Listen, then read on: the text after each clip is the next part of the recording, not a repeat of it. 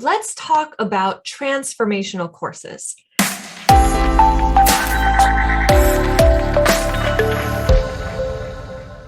And the experience that I've had, I have been so blessed with the opportunity to have clients that let me blur the lines between sometimes the cognitive stuff and then all the other stuff that kind of inspires people to maybe behave differently, act differently. Because the truth is you can teach somebody what they should do, and yet they won't do it. So how can we address these topics in which we want people to behave a certain way and they know how to behave and then they want to behave in that certain way? So I have some great tips that I've learned over time, and let's get started. So the first is not really a tip. This is the foundation. Let's always use sound instructional design, because the truth is that the brain processes information in ways that are incredibly predictable. And so using sound instructional design builds on that foundation of just how the brain works. Now, the brain can know how to do stuff. Like, for instance, you may drive and know that you should be driving 55 miles an hour on the highway or 65, and yet you always don't do that. Like, if you're like me, you might drive a little over the speed limit. Or when you come to a traffic light and you see it has turned yellow and it's going to turn red, it's that behavior that says, if I floor it, I'll be able to go through the intersection, or if I put on my brake, I'll be able to stop safely. So what is it that causes somebody to do things that it's not the way that it's supposed to be done? So how can we get people to see that light and then realize, I want to stop. I want to be a safe driver. I see myself differently, or I know what I ought to eat and I want to nourish my body eating the right foods rather than eating all the cookies, which I tend to do sometimes. So you can know all these transformational stuff and still get stuck up in your own sort of, mind. But let's talk about how to use these 4 tips to create transformational courses. You use the sound instructional design, but then you want to add a big plus, and that plus is emotion.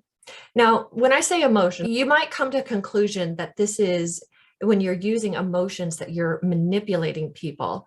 And these particular tips can be used to manipulate people.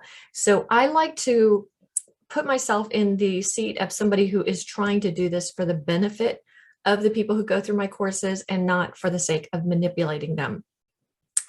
So when we talk about emotion, there are 4 tips that we can use to integrate the emotional content along with the cognitive content, all that knowledge and how things ought to be done and that sort of thing. So the first is, when it comes to emotion, I always like to use aspiration versus fear. Now, this is something that fear will often be used to make a big change, but let me just state that I truly believe that fear is a short-term solution. So anybody who's ever been to like high school driving thing and they show you all those, here's what can happen if you drive unsafe, blood on the asphalt and people dying and horrible, horrible accidents that can happen if we don't make the right decisions on the road. Unfortunately, as moved as I can be with something like that, I know that a lot of people laugh about those particular videos, and that's not very funny, is it? That's not good. I worked on a lot of training that had to do with safety. And so what I saw a lot in the safety industry, when they had training, they would show funny things about people doing things wrong, kind of like America's Funniest Home Videos, where people are doing horrible things and people are laughing about it. Maybe this is just a nervous reaction, but I look at those and I'm like, I have done way too much safety training to feel comfortable watching those videos or finding them funny. But what you'll find is, like, people who've been in industrial environments for a long time, they know all the bad things that can happen. And in some cases, they've lived through some of those things, and they are no longer sensitive to the fear tactics that are used in those particular industries. If you do this, you're going to die. If you do that, you're going to die. I've seen it used in many, many safety trainings, and it does not change long-term behavior. And it does not work with people who've been in those environments for a long time. So that's a really long explanation for why I really started looking at something other than fear. And what I found is aspiration. Like, and this has to do with identity. I am somebody who wants to behave in a safe way so that I can care about other people. So when I drive, I don't see cars, I see families and individuals, in the same way that people would never cut off anybody like in person. When you're making eye contact, see those other cars as individuals and people, see the people that you're working with in really ways that you're caring about those people. So I started using more aspirational messages. This can be tough in industrial environments, trust me, because those guys are often wanting, and this is of course very often, a male dominated environment, and there's a lot of guys who are trying to act tough.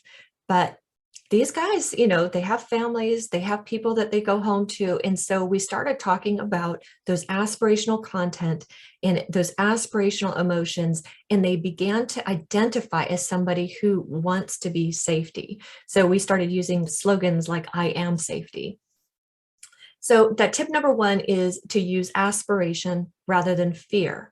And this can also work with like a dieting and exercise or something like that. Instead of like, oh my goodness, if you don't, start exercising, you're going to have all these health problems, or you're never going to be able to do this, or you're never going to be able to do that. Instead of painting this picture of all these terrible things that could happen in the future, you start painting this picture of who you want to be. I am a person who nourishes myself. I am a person who wants to be healthy. I am a person who has energy. I choose to drink water because I know it's good for me. Those types of things.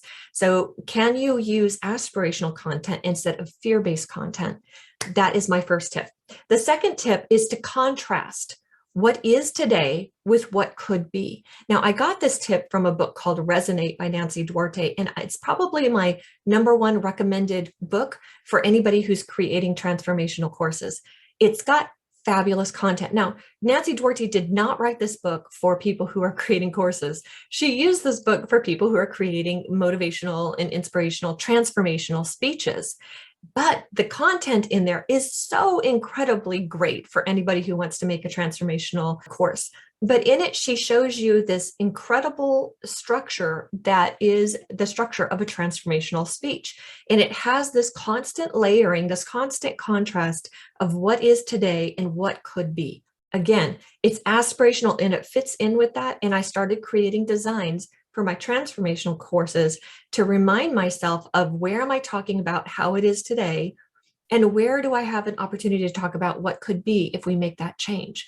So that makes that gap between what is and what could be, it makes that gap worthy of being overcome.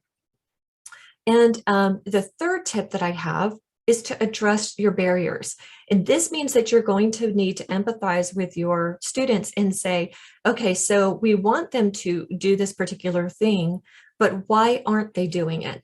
In some cases, you might find they don't have the tools. A lot of times, in my experience, if people didn't behave the way they were supposed to be, it was a training problem. That person wasn't very nice to that customer. She needed to go to a customer service class. That person wasn't very safe. They need to take a safety class. I'll tell you what, classes don't fix everything because it's not always cognitive. Sometimes the reasons people behave in certain ways really go down to the belief systems. So you have to address the beliefs. Like the person who's trying to hit that yellow light and go through it, even at potentially dangerous situation, because they believe that they're going to get a benefit by going through that yellow light versus something bad happening. They believe they'll be there faster. They don't think an accident's going to happen. Or the person who gets upset with them and they're working customer service and a customer gets upset with them, they believe they have to win that argument. They believe they're threatened by that customer. So what can we do to address those barriers, those belief systems, those thoughts that are causing these problems with the way people behave? If we cannot put ourselves in the seats of the students and recognizing those barriers, you're not going to have a transformational course. Also, by reflecting back some of the barriers and the thoughts and the beliefs they have about what is getting in the way of them doing that particular behavior, we can ground that so it feels like something they can do. For instance, if you want them to maybe cut back on coffee, you could have them, and I say that as I'm drinking my coffee this morning. So you can talk about stories in which coffee is being consumed by people and experiences that other people had. You could talk about the barrier of releasing that coffee because there's maybe an emotional attachment to drinking that coffee. The coffee gives you something to do with your hands. It's a ritual. So what can you do to address whatever barrier it is? If they're giving up coffee, it could be that they feel like they're giving up part of their identity. You can look on the internet and see a lot of memes about coffee. People love their coffee. So releasing that is a significant thing. You can't just say, quit drinking coffee and do this. That's never going to work in a transformational course. I'm not going to say it's never going to work, but it doesn't work very well if you're not addressing those barriers. So 3 things so far: the aspirational, not fear, contrast what is with what could be, and then address barriers. Now, the 4th one is to give the audience control. This is fascinating because a lot of times we want to give our students a shortcut to success. So we might say, here's your 5-step checklist to getting this done. Just do this and you're great. Do this and you're good as gold. Now, those shortcuts are fabulous and I love them. They're great for cognitive stuff. Like you don't have to figure it out. But let me tell you that part of that problem is that they haven't been involved in that particular solution. And the more that you can involve your audience in that solution, the better. I'll give you an example. This is a set of cards that I had from a course that I created many years ago. And this course, we gave them like 12 different segments. And in each segment, they had like an outcome that we wanted for them to do. And at the end of every segment, we had them put these cards in order. Furthermore, we had them draw like how that card would look like in their personal life. We gave them the benefits, like we gave them, this is the bottom line of this particular segment, but then we had them write down, what does it look like in your particular situation? And then we also had them put these things in their order. So what order is most important for you? Giving them this level of control lets them be part of the solution that they're creating. And in the same way, if you're creating a course in which you want them to have like a new daily habit or a new morning ritual or something new that they're going to do, how can you incorporate their commitment in that? Can they create their own morning ritual rather than doing one that you've done?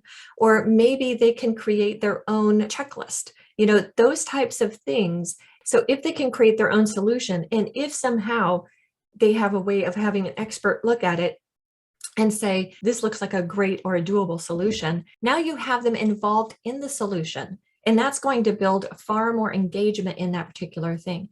And as far as giving them control, there's some other strategies you can use for giving them control. And one is to do less telling, more, less direct download of information, and more stories, more indirect, where they figure it out for themselves, where they have those epiphanies.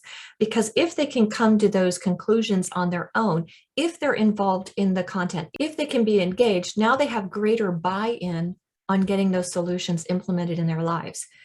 So those are 4 of the big tips that I have on transformational courses, and they have worked very fabulously in some of the environments where I've had this done. It is so rewarding to create a course where you can see it has an actual change in the students as they move on. It's just fabulous. So I hope that you have an opportunity to create some transformational courses. If you're interested in some more tips about creating courses in general, or even some more on transformational courses, be sure to check out my videos, like and subscribe it, and I will see you again.